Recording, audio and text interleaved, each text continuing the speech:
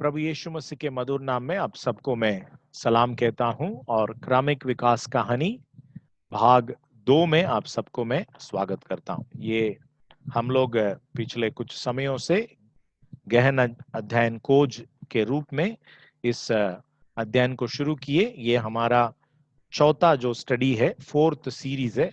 इसको हम लोग कल से शुरू किए थे। इसके बीते हुए सब बाइबल स्टडीज यदि आपको चाहिए तो गहन अध्ययन खोज डीप स्टडी क्वेस्ट करके आप YouTube में टाइप करेंगे तो वो पुराने वीडियोस आपको मिलेगा। चलिए अपन इसको आगे ले जाएंगे। क्रमिक विकास की कहानी, क्योंकि ये 2 प्रश्न के साथ ही हम शुरू करते हैं इस जो अध्ययन को। वो 2 अनिवार्य प्रश्न क्या है? कौन सी कहानी का मैं एक हिस्सा हूं, और दूसरा है मुझे क्या करना है। यदि मैं पहला सवाल का जवाब दे सकता हूं तो दूसरे सवाल का भी जवाब देने के लिए सक्षम रहूंगा। ये 2 जवाब जो है वो 2 कहानी के रूप में है, और एक है क्रमिक विकास की कहानी और दूसरा है बाइबल की कहानी। ये दोनों कहानी एक दूसरे से विपरीत है। तो बाइबल की कहानी के बारे में हमने कुछ महत्वपूर्ण सिद्धांतिक रूप में, मतलब फिलॉसफिकल रूप में, थियोलॉजिकल रूप में कुछ बातों को हमने देखा है। 10 अनिवार्य सिद्धांत करके पढ़ा।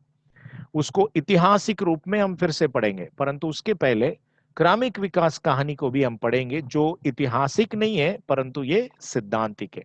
इसलिए दोनों फिलॉसफी को अपन बाजू बाजू रखकर उसको तुलना करते समय हमें ये पता हो जाता है कि हम कौन सी कहानी के हिस्से हैं। जब हमको कहानी पता हो जाता है, फिर उसके बाद हमारे जीवन के प्रति जो अर्थ है या हम जो करते हैं उसमें हम संतुष्टता को पाने के लिए हमारे लिए योग्य रहेगा। तो हमने इसमें महत्वपूर्ण कुछ प्रश्नों को सामने रखे हैं। वो है what is evolution and it's related world views. क्रमिक विकास क्या है, उसके संबंधित विश्व दृष्टि क्या क्या है। दूसरा है what is the history of evolution, क्रमिक विकास का इतिहास क्या है। तीसरा प्रश्न है व्हाट इज डार्विनिज्म, डार्विनवाद क्या है। चौथा है what is neo Darwinism, neo डार्विनवाद या नए डार्विनवाद क्या है।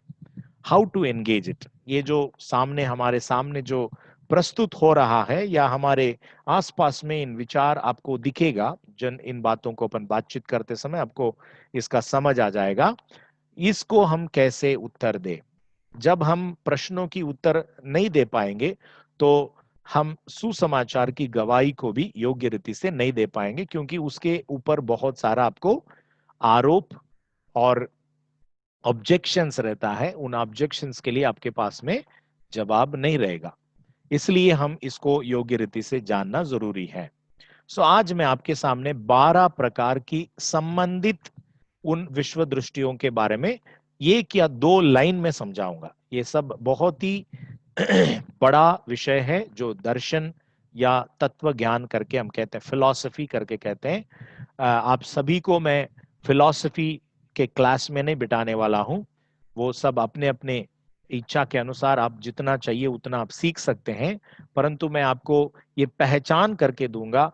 यदि इसके नाम आप कभी सुने, इसका अर्थ नहीं समझते, तो इस वक्त मैं आपको मदद करूंगा।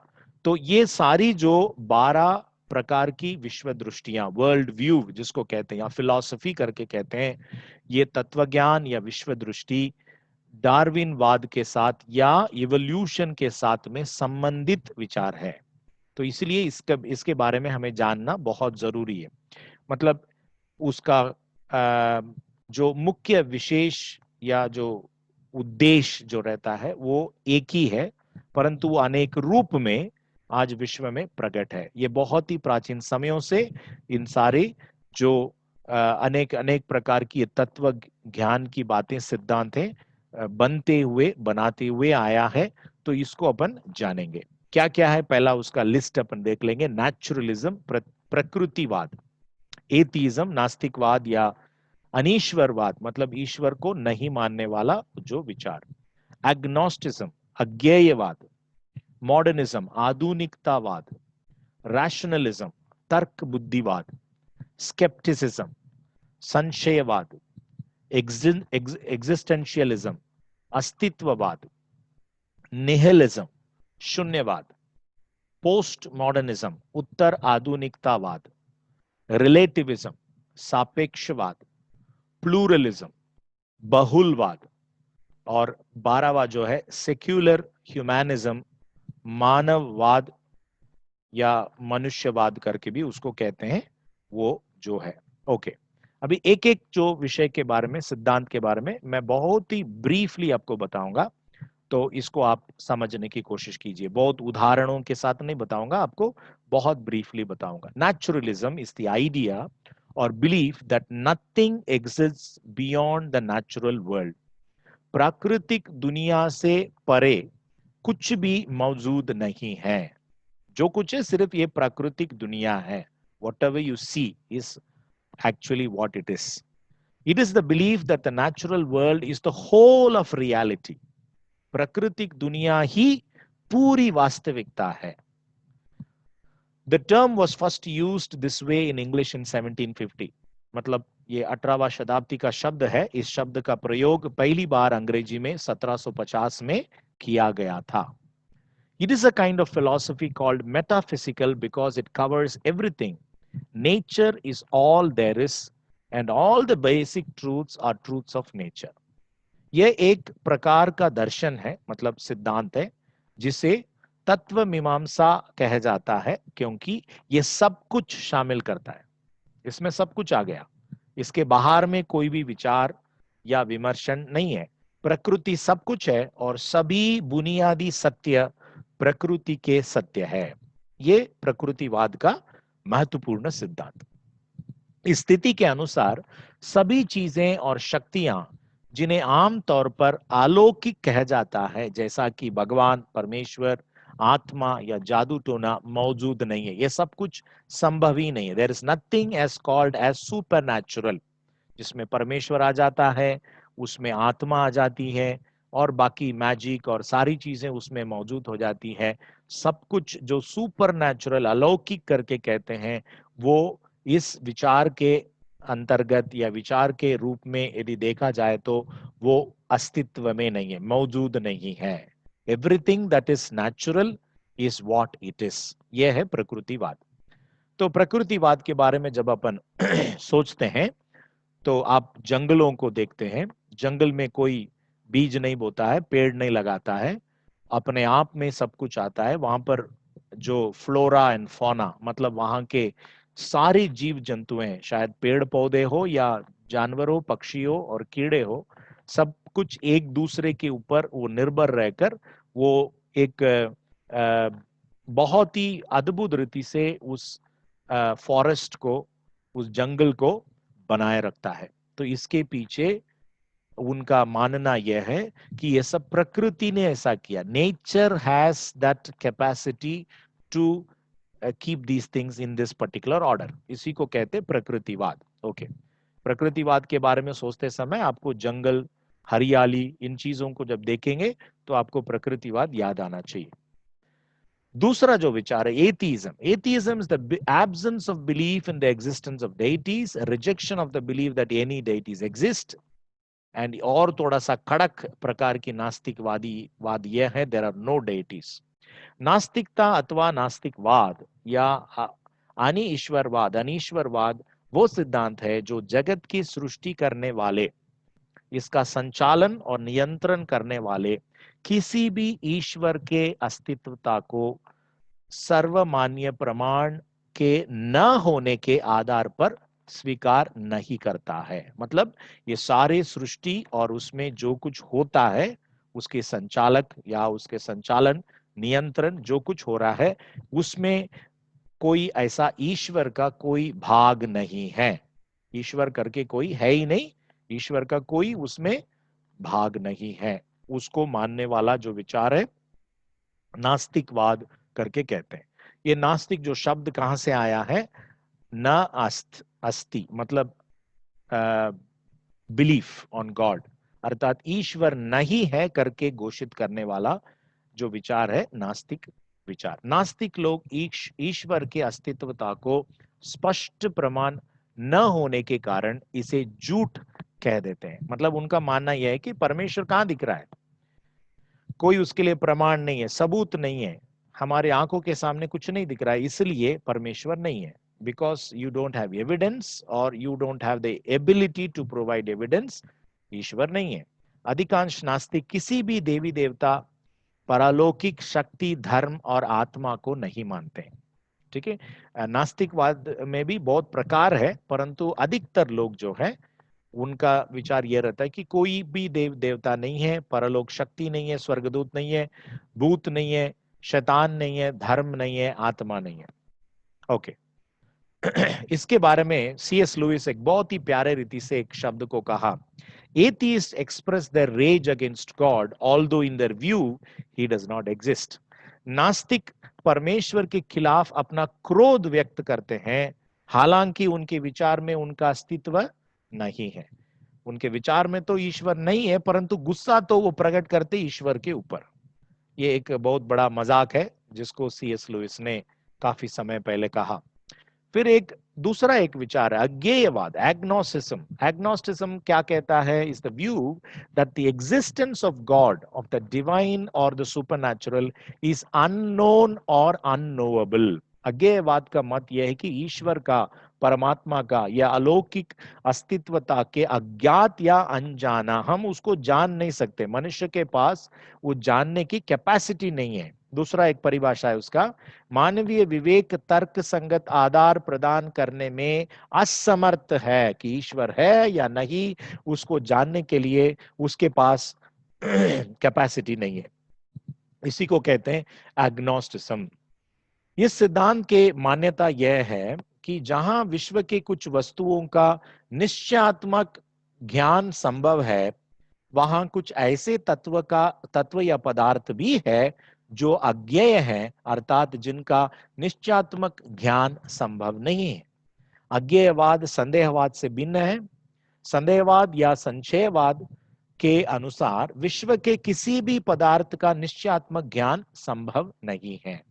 इसमें यही फर्क है एग्नोस्टिज्म और स्केप्टिसिज्म का, यही फर्क है कि अज्ञेयवाद में कुछ बातें जो है निश्चित रीति से संभव है कि उसको अपन जान सकते हैं, परंतु कुछ बातें जो है वो हमारे लिए जानना हमारे लिए संभव नहीं है।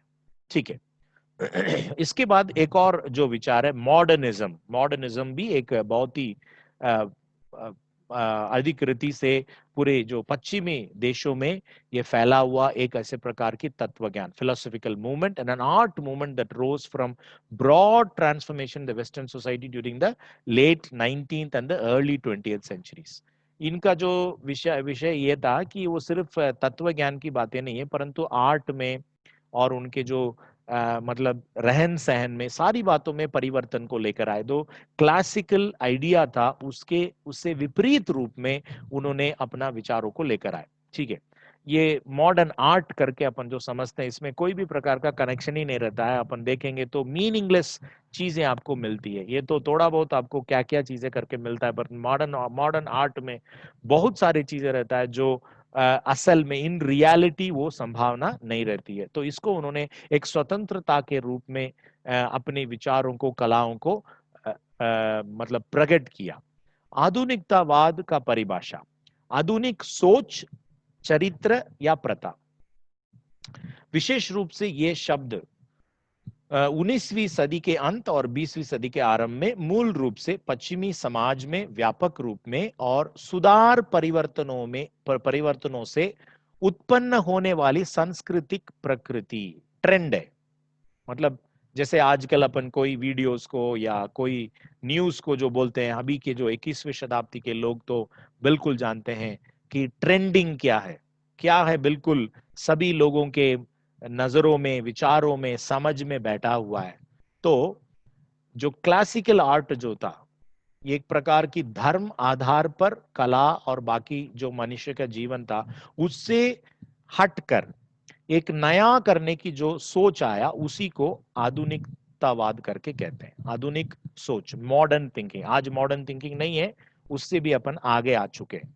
ओके, ये शब्द उन लोगों के गतिविधियों और उत्पादन को समाहित करता है जो एक उभरते उद्योगीकृत विश्व की नवीन आर्थिक, सामाजिक एवं राजनीतिक स्थितियों में पुराने होते जा रहे कला, वास्तुकला, साहित्य, धार्मिक विश्वास, सामाजिक संगठन और दैनिक जीवन के पारंपरिक रूपों को महसूस करते थे। मतलब जो पारंपरिक रूप जो था उसके विपरीत में जो चेंजिंग ट्रेंड है, नया रीति से ये सब चीजों को करना है, मतलब इसमें सब कुछ आ गया। आप देख रहे हैं कि इसमें इंडस्ट्रियलाइज्ड सोसाइटी है, इसके कारण आपको इंडस्ट्रीज, बहुत सारे उद्योग निर्माण हुआ और वेस्टर्न कंट्रीज इसके वजह से बहुत ही डेवलप्ड कंट्रीज बन गए इंडस्ट्रियलाइजेशन के कारण। सो नवीन आर्थिक मतलब न्यू इकोनॉमी, पहले के जमाने में ऐसे था, ये जो मॉडर्न समय के पहले के समय में ऐसे था कि लोगों के पास बड़े बड़े खेत ही रहता था, खेत में वो लोग रहते थे, अपना खुद का जो सब्जी बाजी सब कुछ मतलब खरीदते नहीं थे, खुद ही उसको उत्पादन करते थे और एक अलग प्रकार की समाज थी। परंतु ये यूरोप की बात मैं कर रहा हूं, परंतु ये जो इंडस्ट्रियलाइजेशन आया उसमें बहुत सारे चेंजेस आया। उसमें एक है कि मतलब लोग अपना गांव खेड़े ऐसा जो खेड़ों को मतलब छोटे छोटे गांवों को छोड़कर शहरों में आके बैठने लगे, अर्बनाइजेशन जिसको अपन अंग्रेजी में कहते हैं। तो ये सब मॉडर्न विचार के कारण। फिर उसके बाद एक और विचार है rationalism. Rationalism is a branch of philosophy where the validity of an idea is determined by logic rather than religious means such as revelations, meditation, emotions or observation. Rationalist philosophers believe that all knowledge can be understood through a process of reasoning without any external source. आधुनिक आधुनिकता आधुनिक अर्थ में उन सभी विचारों को तर्क बुद्धिवाद, मतलब रैशनलिज्म को हिंदी में तर्क बुद्धिवाद करके कहते हैं, कि श्रेणी में गिना जाता है, जो ज्ञान की स्रोत या न्याय संगति के लिए तर्क, रीजन का सहारा लेता है। मतलब क्वेश्चन एवरीथिंग, सारी चीजों को प्रश्न पूछो कि ये तर्क आधारित पर यदि है तो उसको अब स्वीकार करो। इसके पहले क्या होता था, लोग धर्म की सहारा लेते थे कि बाइबल में ये लिखा हुआ है, ये फलाना धर्म गुरु ने ऐसा बोला है। परंतु रैशनलिज्म कहता है कि सभी को प्रश्न पूछो, आस्क क्वेश्चंस। कभी कभी इसे बुद्धिवाद का समान अर्थी समझा जाता है, इंटेलेक्चुअलिज्म करके भी इसको कहते हैं। तर्क बुद्धिवादी मानते हैं कि ज्ञान का एकमात्र और सर्वश्रेष्ठ साधन तर्क बुद्धि है। रैशनल थिंकिंग जो रहता है वो एकमात्र तरीका है जिससे कोई भी चीज को अपन सही या गलत करके समझ सकते। तर्क बुद्धिवाद इंद्रिय अनुभववाद, मतलब एम्पिरिसिज्म बोले तो जो भी चीजें आप प्रयोग के आधार पर पाते हैं, what you observe and receive through experiments, observable things, जो चीजों को आपने ऑब्जर्व किया, निरीक्षण करके पाए, उसकी विरोध है तर्क बुद्धिवाद। ओके, इसके बाद में एक और जो सिद्धांत है जिसे हमें जानना जरूरी है, स्केप्टिसिज्म। संशयवाद के अनुसार निश्चित ज्ञान अथवा उसकी संभावना का निषेध किया जाता है। मतलब आपको हर चीज के ऊपर क्वेश्चनिंग एटीट्यूड चाहिए। इस सिद्धांत को पूर्ण रूप से मानने वालों के विचार अनुसार मानव को कभी भी और किसी भी प्रकार का वास्तविक या निश्चित ज्ञान नहीं हो सकता है। मतलब आप ऐसा बोल नहीं सकते कि इस बात में मैं निश्चय हूं। कभी भी कोई भी ज्ञान की बातें जब आती है उसमें आपको निश्चयता नहीं आ सकता है। इसको कहते हैं स्केप्टिसिज्म या संशयवाद। ये चित्र से आपको वो बात समझ में आ जाएगा। ओके, उसके बाद अस्तित्ववाद, एग्जिस्टेंशियलिज्म। एग्जिस्टेंशियलिज्म का जो केंद्र जो विचार जो है मनुष्य, मानव। अस्तित्ववाद मानव केंद्रित दृष्टिकोण है, अर्थात वो संपूर्ण जगत में मानव को सबसे अधिक स्थान देता है। बाकी सारे सृष्टि है, इस संसार में रहने वाले वस्तुएं हैं, उसके बारे में उनको चिंता नहीं है। प्रथम कौन है? मनुष्य है। मानव को ही सबसे अधिक स्थान दिया जाता है। उसकी दृष्टि में मानव एकमात्र साध्य है, प्रकृति के शेष उत्पादन वस्तु है। मतलब इसमें भी आप देख रहे हैं कि प्रकृतिवाद भी इसमें जुड़ा हुआ है। मतलब प्रकृति ने मनुष्य को ऐसा स्तर पर रखा है, ऊपर एक स्थान रखा है कि उसी के ऊपर सब कुछ आधारित है, मनुष्य के ऊपर ही सब कुछ आधारित है। उसको कहते हैं अस्तित्ववाद। मतलब मनुष्य के लिए सब कुछ है, तो यदि मनुष्य चाहे तो वो कुछ भी कर सकता है, वो जंगलों को काट सकता है क्योंकि उसको लकड़ी चाहिए अपना बेड बनाने के लिए, अलमारी बनाने के लिए, घर बांधने के लिए। उसको जो चाहिए वो ले सकता है क्योंकि प्रथमता उसको ही दिया जा रहा है। ओके, तो इसमें एक महत्वपूर्ण खोज रहती है कि मैं कौन हूं, हु एम आई। वो एक एग्जिस्टेंशियल प्रश्न है, अस्तित्ववाद का महत्वपूर्ण प्रश्न है। क्या हम जो काम करते हैं उससे हमको मिलता है, या हमको हमारे परमेश्वर ने जो हमको बनाया है। इस चित्र में ऐसा ही बहुत, आप बारीक से देखेंगे तो बहुत सारा वचन है कि परमेश्वर के नजर में हम कौन है, वो बात यहाँ पे दिखता है। बारीक से देखेंगे तो आपको दिखेगा। ओके, उसके बाद नेहिलिज्म, नेहिल, नेहिल ये जो शब्द है लतीन भाषा में नथिंग, शून्यता। शून्यता के बारे में भारत देश में भी हमारा खुद का एक बहुत ही अच्छा मतलब बहुत ही व्यापक रूप में एक सिद्धांत है। गौतम बुद्धा का जो खोज में उन्होंने जो पाया है शून्यता है। ओके, वो कभी अपन बाद में पढ़ेंगे, परंतु ये शून्यवाद जो है वो अपन ग्रीक फिलॉसफी के आधार पर, यूनानी सिद्धांतवादियों के आधार पर, पश्चिमी जो तत्व ज्ञान या दर्शन करके कहते हैं उसमें जो शामिल है, उस निहिलिज्म, उसके बारे में बात करेंगे। शून्यवाद दर्शन में कई अलग अलग विचारों को संदर्भित करता है, जिनमें सभी सामान्य दार्शनिक अवधारणाओं को के प्रति किसी न किसी रूप में नकारात्मकता व्यक्त करते हैं। मतलब कोई भी चीज में आप कोई भी प्रकार के सिद्धांतों में आएंगे तो आपको कोई ना कोई form of negative attitude towards that, मतलब उसके प्रति आपको एक नकारात्मक विचार को जो प्रकट करना, उसको कहते हैं nihilism. Different forms of nihilism hold variously that human values are baseless. मनुष्य की जो सिद्धांत रहता है उसका कोई आधार ही नहीं है। That life is meaningless. जीवन अर्थहीन है। Knowledge is impossible. ज्ञान प्राप्त करना संभव नहीं।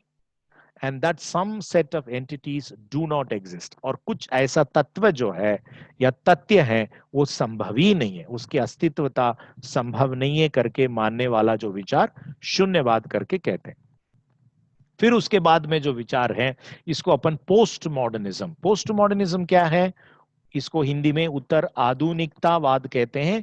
20वीं शताब्दी के दूसरे भाग में दर्शन शास्त्र, कला, वास्तुशास्त्र और आलोचना के क्षेत्रों में फैला एक सांस्कृतिक आंदोलन था, जिसने अपने से पहले प्रचलित आधुनिकतावाद को चुनौती दी और सांस्कृतिक वातावरण बदल डाला। इसलिए मैंने आपको पहले आधुनिकतावाद के बारे में बताया। मॉडर्निज्म क्या था? उसके पहले की जो ऐतिहासिक कला, धर्म, ये सब कुछ था, उसके उसने विपरीत में या विरोध करके जो क्लासिकल आर्ट था उसके विरोध में जाकर अपने विचारों को प्रकट किया। उसमें कोई आपको एक सिस्टम या कोई भी प्रकार का अनुशासन, एक पर्टिकुलर ढांचा में आने की जरूरत नहीं है। अपना विचारों को स्वतंत्र रीति से प्रकट करो। मतलब आप ये नहीं देखना कि वो दूसरे व्यक्ति के लिए वो क्या लाभ है या क्या नुकसान है, वो नहीं देखना। अपना फ्रीडम को एक्सप्रेस करना, ये मॉडर्निज्म था। परंतु पोस्ट मॉडर्निज्म इससे एक गुना और ज्यादा है। ये जो भी चीजें मॉडर्निज्म के साथ में जुड़ा हुआ, उन जो रैशनैलिटी, मतलब जो हम कोई भी चीज को तर्क के आधार पर समझना है, प्रश्न पूछना है, उन सारी चीजों को बाजू रखकर उसकी चुनौती देने वाला ऐसे प्रकार का एक सिद्धांत है।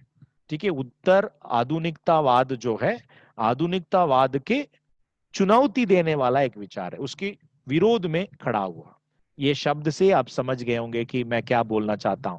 पोस्ट मॉडर्निज्म को ये दो शब्द से आप समझ सकते हैं। बिलीव एनीथिंग, मतलब इसमें सही गलत का कोई सीमा नहीं है। Believe anything. और इसके संबंधित, इसके साथ जुड़ा हुआ एक और विचार है जिसको कहते हैं कि सापेक्षवाद, रिलेटिविज्म। सो रिलेटिविज्म खास करके क्या करता है? इट डिनाइज एब्सोल्यूट ट्रूथ, पूर्ण सत्य या परम सत्य को नकारता है, उसको स्वीकार नहीं करता है। मतलब इसको मैं समझाना चाहता हूं आपको कि मेरा सत्य, मेरे लिए जो मेरा विचार है वो मेरे लिए सत्य है। शायद मेरा विचार आपके विचार के विपरीत भी हो सकता है, परंतु आप उस विपरीत विचार जो आपके लिए विपरीत है वो मुझे कहते समय उसको ऐसा अस्वीकार नहीं करना है, इनकार नहीं करना है। आपको सिर्फ मुझे मेरे विचार पर छोड़ देना चाहिए। मतलब आपको क्या कहना है कि सही है, आपके विचार आपके लिए सही है, मेरे विचार मेरे लिए सही है। मतलब ऐसा है कि कोई भी परम सत्य, एब्सोल्यूट ट्रूथ, सबके लिए लागू होने वाला सत्य, ऐसा कोई चीज दुनिया में नहीं है। तो इसलिए हम प्रचार नहीं कर सकते हैं, किसी को जाके प्रीच नहीं कर सकते हैं, समझा नहीं सकते हैं, क्योंकि उनके हिसाब से उनका जो विचार या कृति जो है वो सही है। आपको मानना है उस बात को, शायद आपके लिए अप्लाई नहीं हो रहा है। मैं एक छोटा उदाहरण देना चाहता हूं। मैं दाहिने हाथ से खाना खा रहा हूं, यदि मैं बाएं हाथ से खाना खाऊंगा तो मेरे सांस्कृतिक जो उस सेटअप में रहने वाले कहेंगे कि क्या आपके हाथ में कुछ हो गया है क्या। मतलब वो मेरे उस कृति को देखकर मेरे ऊपर अपना कमेंट को कर रहे हैं, मतलब आपके हाथ में कुछ हो गया क्या। तो मैं कह रहा हूं कि नहीं, मेरी इच्छा है, मैं दोनों हाथ से खा सकता हूं, इसलिए मैं कुछ दिन के लिए लेफ्ट हैंड में खाना खाऊंगा। तो इस प्रकार जो बातें सामाजिक रूप में या एक सांस्कृतिक रूप में लोगों के नजर में जब दिखता है कि ये तो मेरे साथ तालमेल में नहीं है, फिर भी वो सत्य ही होता है। तो रिलेटिविज्म यही कहता है, because there is no absolute truth. सापेक्षवादी यह कहता है कि परम सत्य करके कोई चीज नहीं है, इसलिए आपके लिए जो है वो आप ले लो, मेरे लिए जो है मैं उसको स्वीकार करूंगा। इसमें कोई भी चीज को नकारने के लिए आपको मौका नहीं दिया जाता है। सिर्फ नकारना एक ही चीज है, परम सत्य नहीं है करके आप बोल सकते हैं। ओके। उसके बाद बहुलवाद, प्लूरलिज्म। प्लूरलिज्म क्या कहता है? States all claims are true even opposites. ये भी रिलेटिविज्म के साथ में थोड़ा नजदीक आपको दिख रहा है। ये उदाहरण से आपको ये बात समझ में आ रहा है।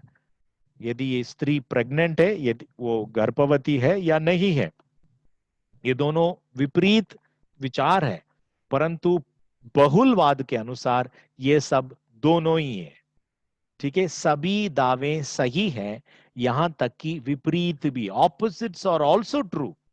इसको कहते हैं बहुलवाद। ठीक है।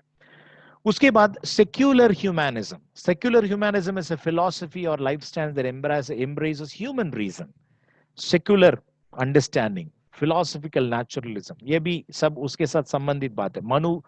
मानववाद या मनुष्यवाद करके इसे कहते हैं, जो मनुष्यों की मूल्यों और उनसे संबंधित मसलों पर ध्यान देती है। मतलब इसमें आप धर्म को नहीं लाना है। देखिए, अक्सर मानववाद में धार्मिक दृष्टिकोणों और अलौकिक विचार पद्धतियों को हीन समझा जाता है, और तर्क शक्ति और न्यायिक सिद्धांतों और आचार नीति, एथिक्स पर जोर दिया जाता है। मतलब ये मनुष्य को केंद्रित रखकर मनुष्य के लिए जो चीजें हो सकता है वो बातों को ध्यान देता है। मनुष्य को इस तरह से रहना, इस तरह से नहीं रहना, इन सारी बातों को वो चर्चा करता है और उस पर वो जोर देता है, एथिक्स पर जोर देता है। परंतु उसके लिए आपको अपने मोरालिटी के लिए, नैतिकता के लिए, एथिक्स के लिए, आचार नीति के लिए धार्मिक या विश्वास का कोई संदर्भ या उसका प्रभाव होने की आवश्यकता नहीं। धर्म निरपेक्षता करके अपन जो कहते हैं, हमारा देश को भी सेक्युलर स्टेट, सो इसी को हम कहते हैं मानववाद, ह्यूमनिज्म। ह्यूमनिज्म, ये जो चिन्ह से आप सब लोग पहचानते हैं, बहुत सारे लोग टी शर्ट में, कैप में, इसमें पहनते हैं, बीइंग ह्यूमन, मतलब मनुष्य है हम लोग। मनुष्य की गलती भी होती है, मनुष्य अपने उन्नति के लिए कुछ भी कर सकता है। आखिर में कोई ईश्वर को किसी ने देखा नहीं, देख नहीं सकता, स्वर्ग नरक करके किसी को पता नहीं है। कोई भी धर्म अच्छा नहीं है, योग्य नहीं है, परिपूर्ण नहीं है। आखिर में हम किसको क्या देखें? सिर्फ आमने सामने जो मनुष्य है उसको हम देखते हैं। तो उसके सामने हम अपना प्रेम और अपना जो मदद और बाकी सारी चीजें जो मनुष्य को, एक मनुष्य दूसरे मनुष्य को दे सकता है, दिखा सकता है, उतना ही है, वहीं पे समाप्त हो जाता है।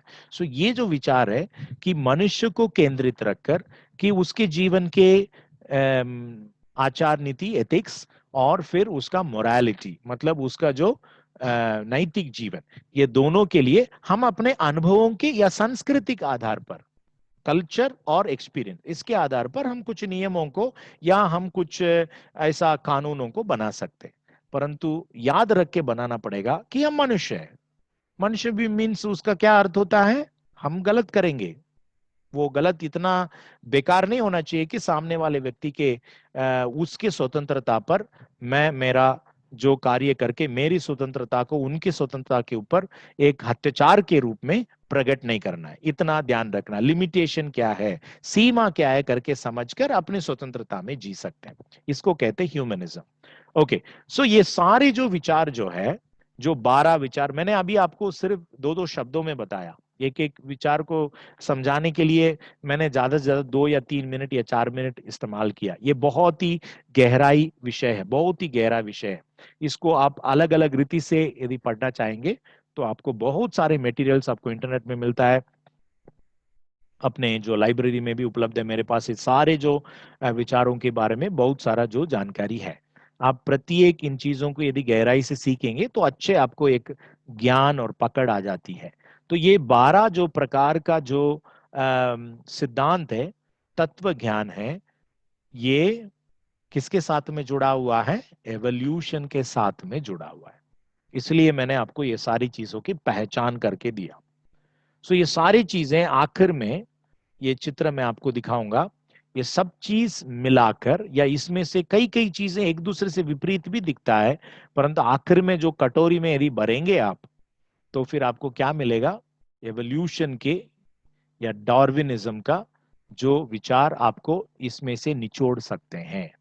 सो ये सारी चीज डार्विनवाद, नियो डार्विनवाद और क्रमिक विकास की कहानी के साथ में जुड़ा हुआ है। सो ये जब क्रमिक विकास की कहानी के साथ जुड़ा हुआ है, इसका मतलब यह होता है कि बाइबल की कहानी के विरोध में है। सो ये सारी 12 जो विचार मैंने आपको दिखाया, ये 12 विचार, ये सब पवित्र शास्त्र के विरोध में, बाइबल की कहानी के विरोध में है। एक एक चीज को अपन नेगेट करते हुए, उसको नकारते हुए अपन जा सकते हैं, परंतु इसको अपन अभी नहीं करेंगे। पहले हमको हमारा 5 प्रश्नों को पूरा करना है, उसके बाद यदि समय मिला तो इन चीजों के बारे में भी अपन पढ़ेंगे। इसमें से एक एक दावे को लेकर उसको अपन पवित्र शास्त्र के वचन से उसको नकारते हुए, उसको नेगेट करते हुए अपन जा सकते हैं। परंतु सिंपल भाषा में आपको कहना चाहता हूं, ये सारा जो 12 विचार है, तत्व ज्ञान जो है, मतलब प्रकृतिवाद, नास्तिकवाद, अज्ञेयवाद, आधुनिकतावाद, तर्क बुद्धिवाद, संशयवाद, अस्तित्ववाद, शून्यवाद, उत्तर आधुनिकतावाद, सापेक्षवाद, बहुलवाद और मानववाद, ये सब कुछ जो है बाइबल की कहानी के विपरीत में है, विरोध में है। तो कल अपन इसको आगे ले जाएंगे, पढ़ेंगे, और कल अपन इतिहास के बारे में पढ़ेंगे कि एवोल्यूशन कहां से आया। मतलब चार्ल्स डार्विन बहुत परिचित चेहरा है, उसका मतलब ये नहीं कि चार्ल्स डार्विन से ही शुरुआत हुआ, बिल्कुल नहीं। उसके जन्म के कई पीढ़ी के पहले, कई साल पूर्व से ही मतलब ये सब कुछ निर्माण हो गया। तो ये सब बातें क्यों अपन सीख रहे हैं, क्योंकि हमको दोनों कहानी के बारे में सही जानकारी चाहिए, तभी तो हम फैसला ले सकते हैं कि मैं कौन सी कहानी का हिस्सा हूं, और तभी तो हमको पता होता है कि कौन सी कहानी मेरे ऊपर अपने प्रभाव को डाल रहा है। कभी कभी अपन पवित्र शास्त्र पर विश्वास करेंगे, बाइबल की कहानी पर विश्वास करेंगे, परंतु इन चीजों में कुछ चीज भी हमारे अंदर रहता है, जैसा कि एग्जिस्टेंशियलिज्म या निहिलिज्म। क्या मतलब है, कोई मीनिंगलेस है लाइफ। कई बार हम लोग ये सुनते हैं, हमारे जीवन के प्रति कोई दुर्घटना होता है या कुछ घटना होती है, तुरंत हम कहेंगे कोई मीनिंगलेस है, पॉइंटलेस है, ये सारी चीजें करके मुझे क्या मतलब है, मैं क्या हासिल किया, इस प्रकार हम आ जाते हैं। या कई बार हमारा जो स्वार्थता प्रकट होती है, सब कुछ मैं अपने बारे में ही मुझे सोचना है, किसी मनुष्य के बारे में, किसी के बारे में क्यों सोचूं, है ना। मैं अपना, मेरा खुशी और मेरा आनंद सबसे महत्वपूर्ण है। तो ये इन सारी बातों में आपको वो मिल जाता है। सो ये दोनों कहानी एक दूसरे से तालमेल में नहीं है। बाइबल की कहानी और क्रमिक विकास कहानी दोनों एक दूसरे से विपरीत है। आइए इस वक्त प्रार्थना करेंगे।